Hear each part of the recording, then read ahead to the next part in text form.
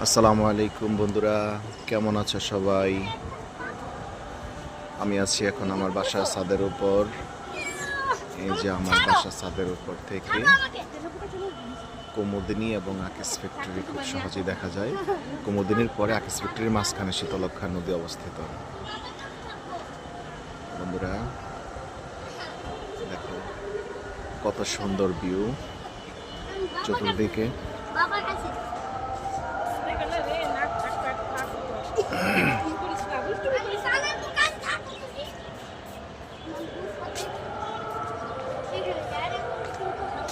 একদিকে সূর্য,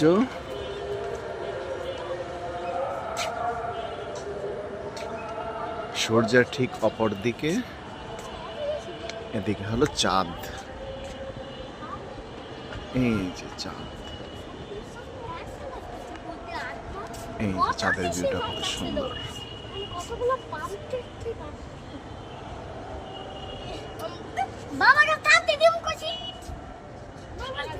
গার্লস স্কুলের মাঠটা